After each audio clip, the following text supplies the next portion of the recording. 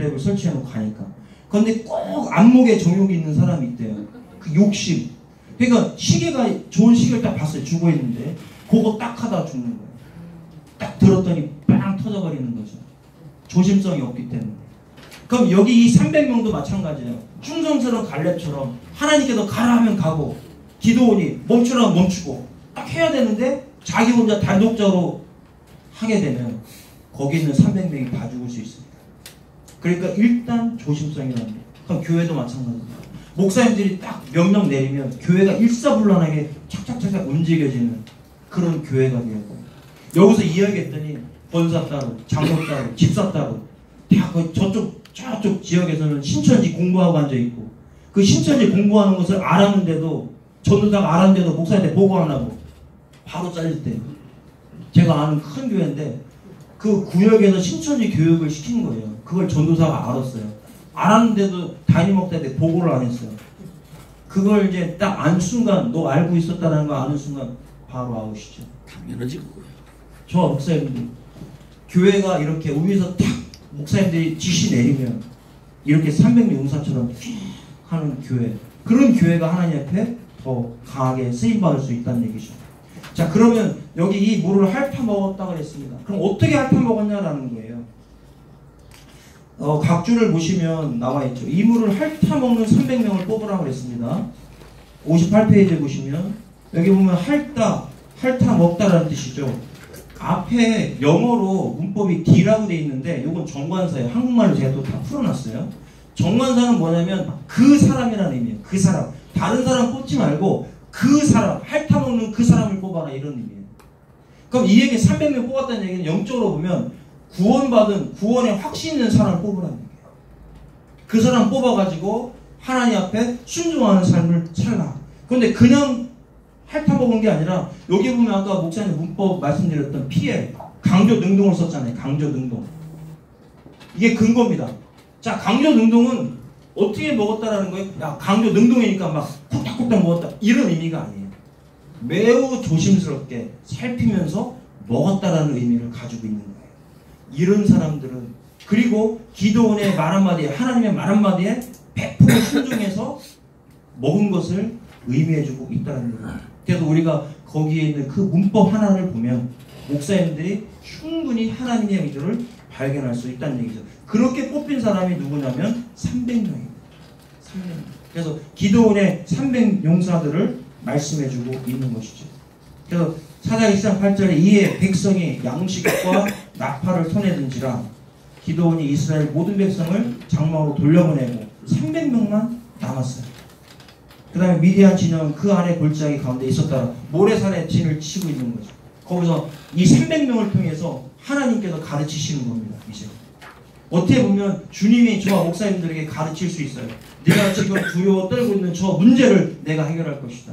저 미디안 목사님들에게 목회 사역하시다 보면 미디안과 같은 엄청난 문제가 눈에 보이시지 않으십니까? 그런 문제가 있습니까? 혹시 그런 문제가 있다면 목사님 미디안의 그 문제를 보지 마시고 하루쌤과에 나오는 그 생수를 볼 수 있기를 축복합니다. 성경의 생수는요, 목사님의 중요한 의미가 있어요. 히스기야가 어떤 샘을 팠습니까? 히스기야가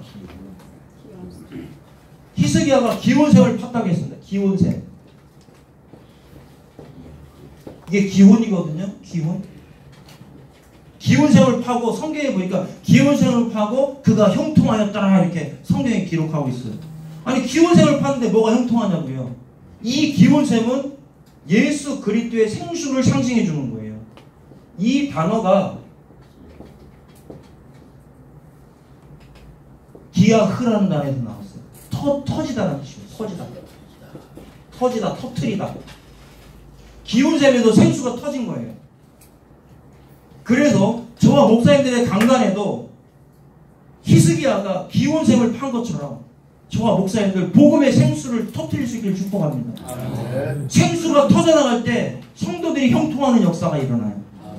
강단에 생수가, 에스겔에도 환상 나오잖아요. 문지방에서, 성전 문지방에서 생수가 흘러나가니까 죽었던 것들이 살아나는 역사가 일어나더라는 겁니다. 그래서 오늘 이 시간 저와 목사님들이 생수, 이 복음의 생수를 터뜨려야 된다는 얘기죠. 그래서 기도원의 300용사처럼 이 특공대가 돼서 성도들도 조직적으로 유기적으로 목사님들의 말씀에 갈 수 있고, 또 예수 그리스도가 기도원이 예수님의 그림자니까 예수 그리스도가 명령을 딱 내리면 갈렙처럼 정말 충성스러운 개처럼 하나님의 말씀에 순종하여 가는 그런 교회가 되기를 여기서 말씀해주고 있는 겁니다. 자, 뒤에 PPT 자료 나오는데요. 그 성경 구절로 넘어가시고 64페이지에 보시면 하나님께서 미디안 족속을 묻기를 위해서 300명의 용사를 선택했어요. 그게 명제입니다. 그 목적은요, 이와 같이 구원받은 백성 300명을 선택하셔서 사용하신다는 얘기죠. 그래서 기도원을 선택하시고 양털로 시험하시는 이런 사건들이 있죠. 이런 사건들을 통해서 하나님이 함께 하시는 겁니다. 그럼 여기서 포인트는 그거예요.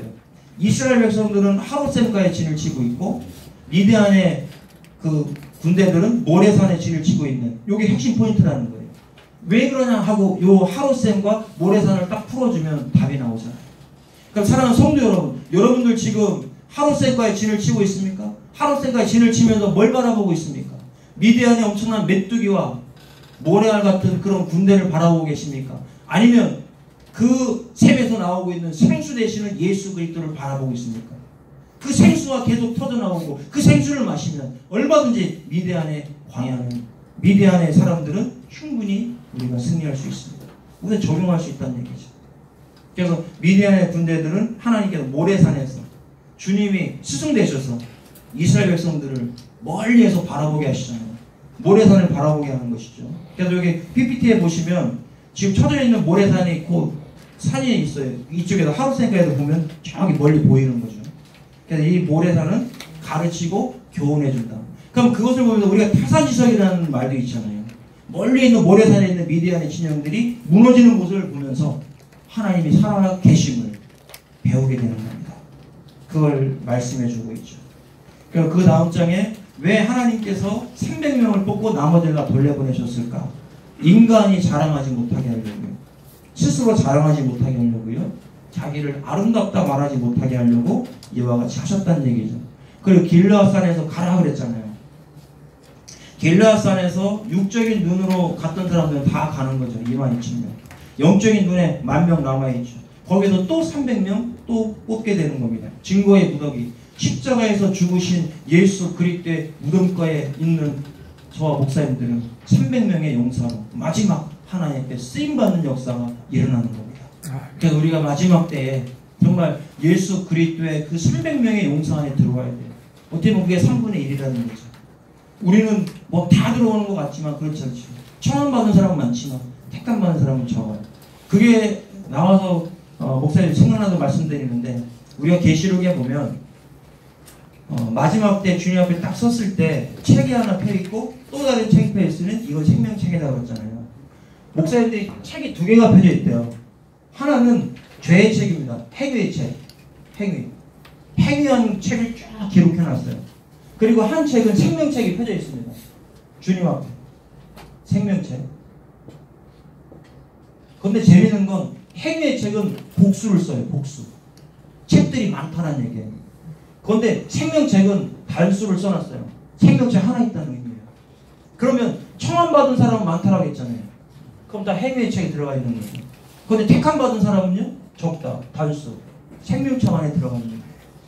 이렇게 저와 목사님들이 이런 부분을 문법의 복수냐 단수냐를 통해서도 하나님의 의도를 발견할 수가 있습니다. 그래서 300명의 하나님의 용사가 되는 것이죠. 그래서 68페이지에 보시면 왜 하나님께서 300명을 선택하시냐, 조심성이라는 거죠. 그럼 우리도 복음의 말씀을 들으면 조심성이 있어요. 하나님 말씀에 순종하는 삶. 그 말씀을 무시하고, 그 나머지는 어떻게 했다는 거예요? 말씀을 무시했다는 의미죠. 복음을 줬는데 복음을 경멸한 겁니다. 그러니까 그런 자가 누구예요? 에서죠. 하나님이 장자권을 줬잖아요. 장자권을 줬는데 장자권을 무시했기 때문에 장자권을 팔아버리는 겁니다. 거기에 경멸하다라는 그런 단어를 써요. 그 경멸하다는 단어가 이사야서에 보면 주님이 경멸당한 단어와 똑같은 단어를 써요. 결국 장자권을 포기한다는 얘기는 예수의 십자가의 복음을 경멸하고 무시하는 것을 말씀해주고 있는 겁니다. 그래서 2차 시험에 들어가서 300명을 뽑아가지고 하나님이 사용하시는 거죠.